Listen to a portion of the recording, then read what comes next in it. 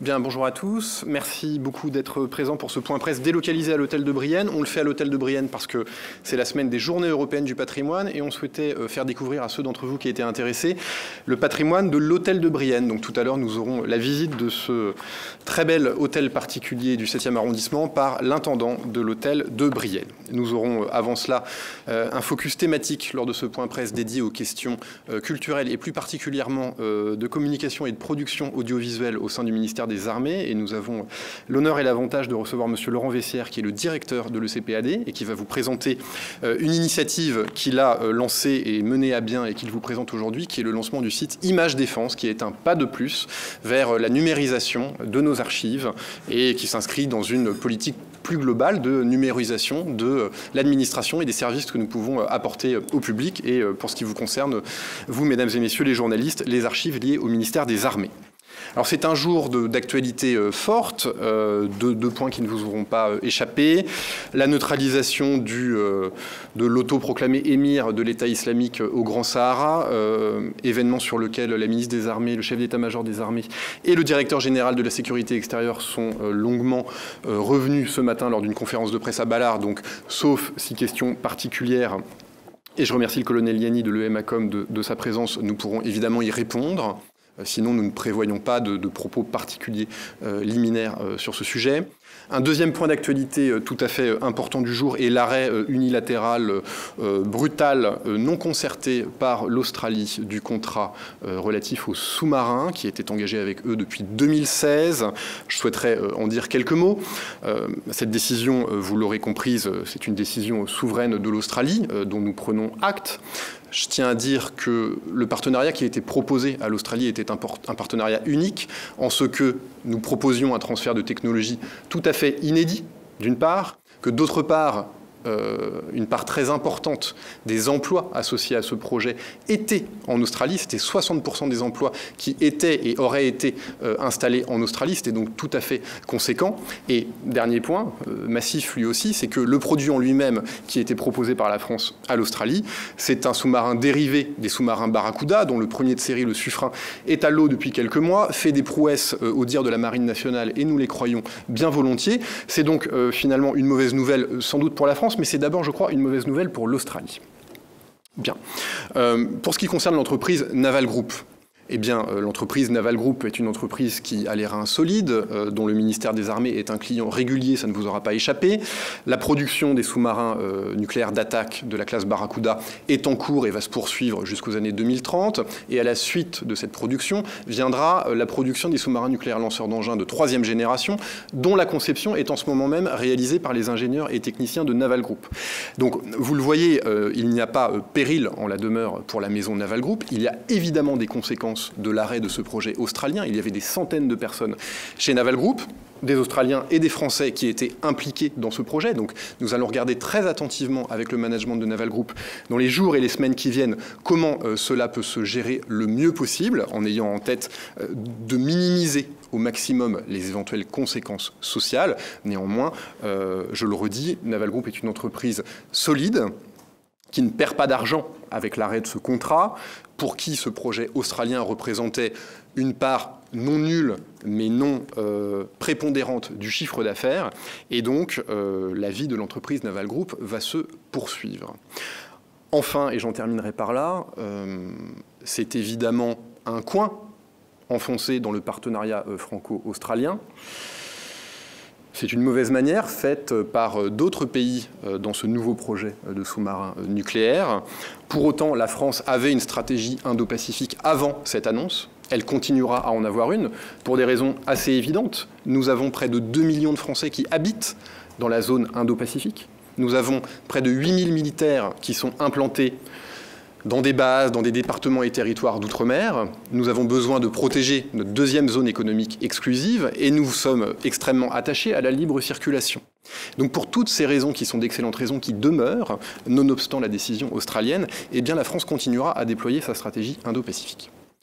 Si vous avez des questions plus en détail sur le projet de sous-marin australien, je serais heureux d'essayer d'y répondre. Et je vous propose de les prendre maintenant. Gervais Lithieu, je suis de France Télévisions. Je travaille pour le pôle Outre-mer.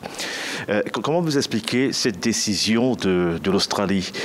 Et deuxième question, est-ce que les Américains sont toujours nos alliés? Alors, expliquer cette décision...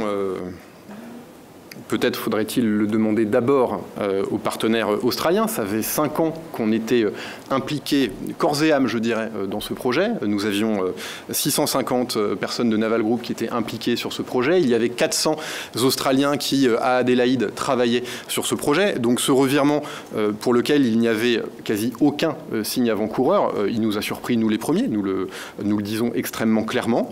Donc il n'y a pas d'explication très cartésienne à cela. Je redis les bonnes raisons qui avaient justifié en son temps le choix par l'Australie du partenaire français. Il y a eu à l'évidence une alliance, une entente avec d'autres pays dont nous voyons le résultat aujourd'hui. Est-ce que les Américains sont toujours des alliés ? Écoutez, je ne suis pas diplomate et je ne travaille pas au Quai d'Orsay. Force est de constater que les Américains restent des alliés aux bornes du ministère des Armées dans le champ opérationnel, que ce soit au Levant ou que ce soit au Sahel. Évidemment que pour des renseignements, pour des opérations de frappe, les Américains sont des partenaires fiables et solides avec lesquels nous travaillons. Nous parlons là d'un projet industriel et il faut se garder de toute naïveté en matière de projet industriel. Il y a peut-être plus d'intérêt que d'amis dans le monde. Le contexte était très différent en Suisse, puisque en Suisse, il s'agissait d'un appel d'offres qui, in fine, la France n'a pas remporté. Là, nous parlons d'un projet qui avait été remporté, négocié, mis sur les rails et qui est arrêté de manière unilatérale, imprévisible et sans concertation avec nous, d'une affaire qui a été lancée. Les deux sujets sont donc relativement différents. Je vous en prie, monsieur. Et là, quelles sont les conséquences pour la Nouvelle-Calédonie, la Polynésie française, par exemple ? Est-ce que nous pouvons toujours compter sur les Australiens pour dérouler notre stratégie dans cette zone ? J'ai dit toutes les bonnes raisons pour lesquelles la France portera le même intérêt à son influence et à son action dans la zone Indo-Pacifique. Quant à la relation franco-australienne bilatérale, évidemment, je ne vois pas comment elle pourrait rester totalement sans conséquence après cette annonce, mais ça nous verrons dans les jours et dans les semaines qui viennent quelles sont les conséquences à tirer de cette annonce australienne. Bien, sauf autre question, je vous propose de dérouler le point presse tel que nous le menons habituellement, c'est-à-dire rapidement vous balayer quelques points d'actualité qui, j'espère, ne vous paraîtront pas trop fades après les 2 premiers points que nous avons évoqués, qui sont très importants pour nous en tout cas. Le premier concerne la Marine nationale, un tir d'Aster 30 qui a été réalisé avec succès par une frégate de défense aérienne qui s'appelle le Chevalier Paul. C'est une frégate dont une des missions principales est d'accompagner le porte-avions et de sécuriser le porte-avions. Eh bien, une simulation de protection d'une unité précieuse a été menée par le Chevalier Paul. Un tir réel a été effectué. Ce tir a été un succès. C'est un entraînement que nous faisons de manière régulière, que ce soit sur nos frégates de défense aérienne ou sur nos frégates FREMM. C'est néanmoins toujours extrêmement satisfaisant de constater que l'expertise de nos marins et la fiabilité de nos matériels sont au rendez-vous. Je rappelle que l'Aster 30 est un missile anti-aérien qui a une portée de 100 km, qui équipe les FREMM Bretagne et Normandie, les frégates de défense aérienne Forbin et Chevalier Paul, et dans le futur, les FREMM à vocation défense aérienne, l'Alsace et la Lorraine. Et également les FDI ont vocation à accueillir ce missile. Deuxième point d'actualité, là aussi concernant la Marine nationale, une convention signée entre la Marine et l'association France Cyber Maritime. Cette convention, elle est là pour permettre des échanges fluides, concrets et denses d'informations, de bonnes pratiques relatives au cyber. Nous avons au sein de la Marine nationale un centre d'excellence sur ces questions qui s'appelle le MICA Center, qui est l'acronyme de Maritime Information Cooperation and Awareness Center, qui est basé à Brest, qui est un centre d'expertise français, qui est dédié à la sûreté maritime et qui assure des fonctions de recueil d'incidents cyber au profit du secteur maritime militaire évidemment, mais également civil. Troisième point d'actualité, je vous signale un événement qui est ouvert à tous, donc je ne peux que vous engager à vous y joindre. C'est un meeting sur la base aérienne de Luxeuil, dans le cadre, enfin aux mêmes dates en tout cas que les Journées européennes du patrimoine, les 18 et 19 septembre. Il y aura notamment la Patrouille de France, un avion A400M, une équipe de voltige, une équipe de parachutisme et le Rafale Solo Display. Nous aurons aussi des partenaires internationaux, le Royaume-Uni, la Belgique, la Suisse, la Roumanie et le Danemark. C'est donc ouvert au public, l'inscription est gratuite, les donations seront reversées à l'association Aile de France et vous pouvez vous accréditer auprès de l'adresse presse@armeedelair.com. Je signale que c'est au conditionnel, mais normalement et sauf changement, la ministre des Armées devrait se rendre à cet événement ce week-end. Voilà qui conclut les points d'actualité de la semaine. Je vais maintenant rapidement brosser l'agenda de la semaine prochaine, puisque l'agenda de la semaine en cours a déjà été diffusé par le ministère des Armées. La semaine prochaine, lundi, la ministre sera en déplacement à l'international. Nous communiquerons en temps voulu sur la localisation de ce développement et les motifs de ce déplacement de la ministre des Armées. Le lendemain, le mardi, la ministre des Armées s'entretiendra avec le chef d'état-major des armées, le général Burkhardt, ici même à l'hôtel de Brienne. Le lendemain, elle aura l'enchaînement classique du mercredi matin, Conseil de défense et Conseil des ministres. Le jeudi, elle s'entretiendra avec Madame la secrétaire générale pour l'administration, Madame Sora. Et le vendredi 24 septembre, et c'est un déplacement qui prend un relief particulier, étant donné l'actualité à laquelle nous faisons face aujourd'hui, elle se rendra en Suède, à Stockholm, pour parler de l'initiative européenne d'intervention. Voilà qui conclut la présentation de l'agenda de la semaine prochaine par Madame la ministre des Armées. Et nous allons maintenant rentrer dans le cœur du sujet, qui est la présentation par monsieur le directeur de l'ECPAD du site Images Défense. Je vais simplement rappeler quelques chiffres clés sur la culture et le patrimoine au ministère des Armées. Nous avions tenu un point presse sur ces questions il y a quelques mois aux Invalides, donc je ne vais pas être très long.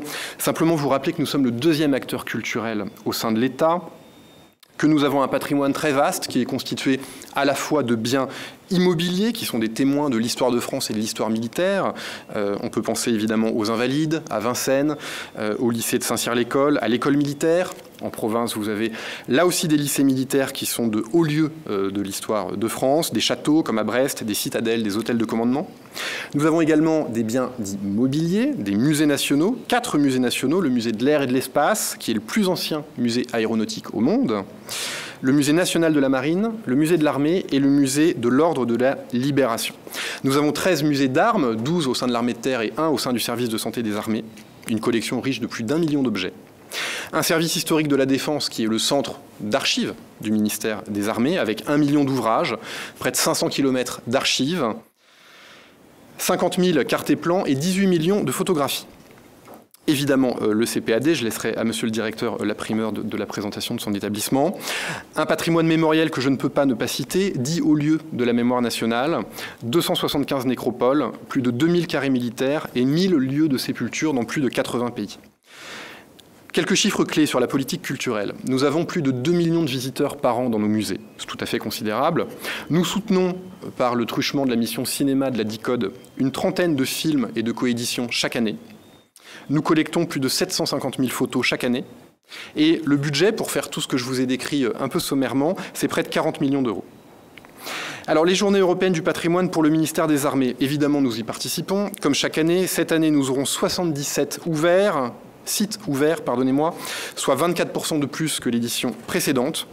23 musées, 14 casernes, 9 hauts lieux de la mémoire, 12 lieux de pouvoir, je pense que l'hôtel de Brienne en est un, 8 centres d'archives, 6 forts, citadelles et abbayes et 5 écoles. Toutes les régions seront évidemment représentées. Voilà, nous allons maintenant vous présenter le CPAD et le site Images Défense et je passe très amicalement la parole à monsieur Laurent Vessier. Merci beaucoup Hervé, merci de cette invitation à vous présenter le CPAD et surtout le site Images Défense. Alors avant d'entrer dans le vif du sujet, d'abord nous sommes ouverts nous aussi aux Journées du patrimoine au Fort d'Ivry, vous êtes les bienvenus. C'est pour la 2e année consécutive, nous réouvrons le site qui avait été fermé pendant de longues années. Alors, je vais commencer par vous rappeler brièvement la genèse du programme Images Défense parce que ce n'est pas la construction d'un site qui a débuté il y a 1 an ou 2, c'est un projet qui est né d'une réflexion au sein du ministère des Armées en 2013, qu'il manquait une chaîne de traitement des archives audiovisuelles du ministère. En 2014, ça a été traduit par une commande du ministre de l'époque, Jean-Yves Le Drian, à l'ECPAD, qui est le principal opérateur audiovisuel du ministère, en lui demandant de fabriquer cet outil qui devait comprendre, je dirais, 4 grands ensembles. Le premier, un module de versement des documents nativement numériques pour tous les organismes d'information et de communication de la défense, les OECD, à commencer évidemment par l'ECPAD et les CIRPA. Une brique d'archivage des documents nativement numériques qui avaient été versés, mais également ceux qui avaient été numérisés, donc les archives acétate, argentique, tout ce que vous voulez.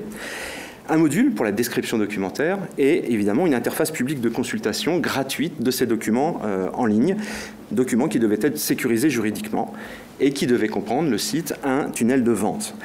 Alors, aujourd'hui, c'est ce site-là, c'est cette interface publique que nous allons lancer ce week-end. Les autres briques ont été mises en service à partir de 2017 progressivement et fonctionnent et continuent d'être développées au sein du ministère des Armées. Donc Image Défense rejoint un peu la grande famille des sites que vous pouvez connaître, de mise en ligne d'archives numérisées ou d'archives nativement numériques. Pour le ministère de la Défense, vous connaissez probablement le site Mémoire des Hommes, qui est notre grand site de mise en ligne des documents papier numérisés et qui connaît un succès très impressionnant en termes de fréquentation. Alors le site internet Image Défense, quelle offre aujourd'hui à l'ouverture? D'abord, vous avez vu les chiffres. Pour son ouverture, ce sont 180 000 photographies et 500 heures de films qui sont mises en ligne. Le document le plus ancien est un portrait du capitaine Bossard de 1842 et les documents les plus récents concernent l'opération Berkane et sont de janvier 2021. Alors toutes ces images ont été produites soit par les soldats de l'image de l'ECPAD et des CIRPA, soit ont été produites par les différents EICD du ministère, mais sont aussi le résultat de dons, d'achats, de legs, etc. C'est le cas par exemple de cette photographie la plus ancienne de 1842 qui est un achat de l'ECPAD.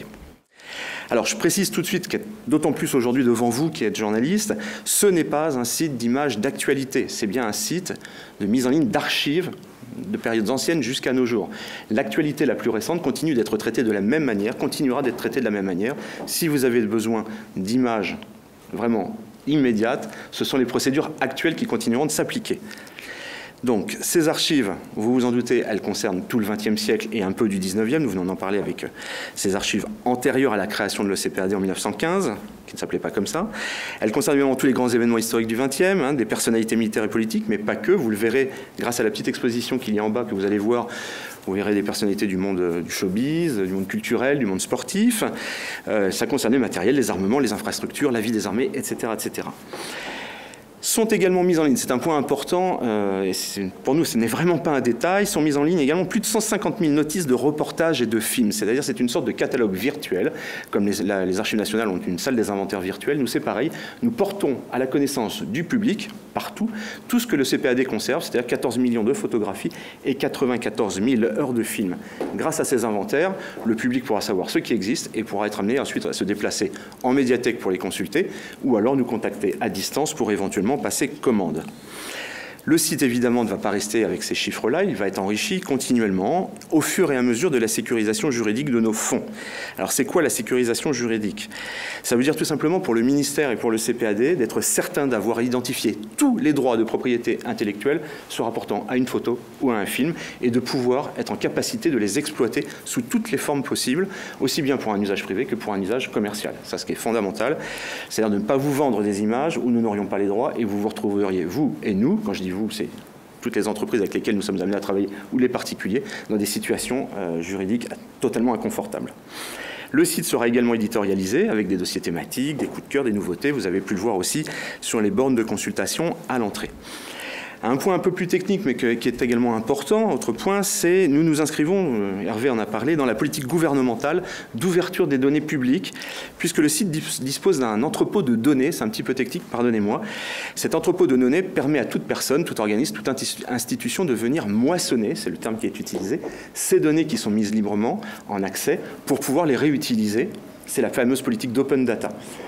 J'attire votre attention, les photographies elles-mêmes, les films eux-mêmes ne sont pas concernés par la politique, la législation sur l'open data. Elles sont toutes grévées de droits de propriété intellectuelle et de ce fait échappent à l'open data. L'open data concerne toutes les données de description, métadonnées, inventaires, etc., qui décrivent ces documents. Nous allons bientôt d'ailleurs participer au grand programme interministériel France Archives, qui est piloté par le ministère de la Culture, qui est le portail national français des archives que vous pouvez trouver un peu partout. Et enfin, les archives audiovisuelles du ministère seront également dans ce site. Dernier point avant de passer un petit peu aux usages, une boutique en ligne sur le site permettra, cette boutique comme son nom l'indique, d'acheter des produits justement ou coproduits par le CPAD, des livres, des DVD, des produits dérivés, etc. Alors, les publics, je pourrais vous faire une longue liste des publics, c'est dans le dossier de presse qui vous a été ou qui va vous être communiqué. En fait, le site intéresse à peu près tout le monde parce que chacun peut y trouver les professionnels, évidemment, les éditeurs, les documentaristes, les archivistes, les historiens, les chercheurs, mais aussi monsieur et madame tout le monde. Vous cherchez quelque chose, un événement passé dans votre famille. On sait que les généalogistes sont très férus en France, je vous rappelle, ça fait partie du top 3 des hobbies des Français. Donc vous cherchez quelque chose sur l'histoire de votre famille, vous avez accès. Vous cherchez un matériel, vous cherchez un char, vous cherchez un avion, vous pouvez avoir accès.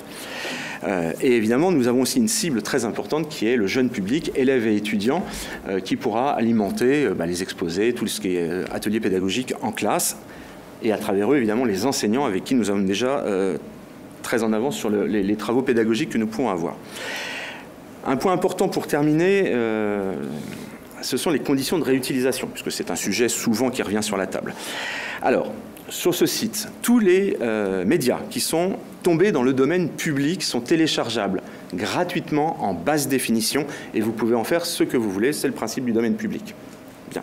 Si vous le voulez en haute définition parce que vous avez un projet d'édition ou autre, là il faudra nous recontacter, je vais vous dire ensuite comment, et vous aurez à payer uniquement les frais de fourniture technique de ce fichier haute définition. Pour les médias qui ne sont pas encore tombés dans le domaine public, seules les photographies sont téléchargeables avec un filigrane. Les films ne le sont pas. Ces documents sont exclusivement, ceux qui ne sont pas tombés dans le domaine public, destinés à un usage privé dans un cadre familial. Les enseignants peuvent, eux, les diffuser auprès de leurs élèves ou étudiants dans le cadre de leurs cours. Si vous souhaitez obtenir une basse définition ou une haute définition de ces documents qui ne sont pas tombés dans le domaine public, j'insiste, je suis très précis, vous devrez pour l'instant, encore pendant quelques mois, prendre contact avec nous, avec le département des ventes d'images. À partir du premier trimestre 2022, probablement mars, je pense, tout le monde pourra les commander directement sur le site en passant par un tunnel de vente. Donc il n'y aura plus besoin de téléphoner, écrire à le CPAD. Vous ferez tout en ligne et vous obtiendrez après paiement un lien de téléchargement directement vers le fichier en haute définition. Voilà. Merci infiniment, Laurent. Auriez-vous des questions, mesdames et messieurs, sur ce qui vient de vous être présenté ? Bonjour, David Perra, journaliste pour le magazine Géohistoire. C'est très intéressant pour un média comme nous. Je voulais juste, si vous pouviez donner un peu plus de détails pour les achats de haute définition. Vous avez parlé de frais d'ouverture technique. Est-ce que vous pourriez être un peu plus précis à ce sujet ? Merci. Alors, j'ai parlé de frais techniques pour les images tombées dans le domaine public. Celle-ci, c'est uniquement, c'est quasiment du prix coûtant. Il ne faut pas vous inquiéter. Par contre, pour le reste, effectivement, il y a un certain nombre de droits qui s'accumulent, qui correspondent à la grille tarifaire de l'ECPAD et qui varient ensuite en fonction du projet que vous avez, du nombre d'images que vous avez, etc. Donc, pour un magazine comme le vôtre, généralement, il y a une discussion avant, en fonction du projet que vous menez, pour établir au mieux le prix qui sera avantageux, le plus avantageux pour vous et pour nous. Donc je ne vais pas vous donner les prix à l'unité, parce qu'en plus, ça n'aurait pas de sens pour vous, un magazine qui va faire un portfolio, qui va faire quelque chose où on va regarder ensemble ce qui est le plus intéressant. Et sachant que dans certains cas, pardon, j'insiste, on peut aussi envisager des partenariats qui réduisent la facture. D'autres questions? Merci infiniment, monsieur le directeur, pour cette présentation extrêmement claire et alléchante. Y a-t-il d'autres questions sur des sujets d'actualité que nous n'aurions pas abordés, des regrets de votre part? Merci infiniment à tous, à très bientôt, à la semaine prochaine.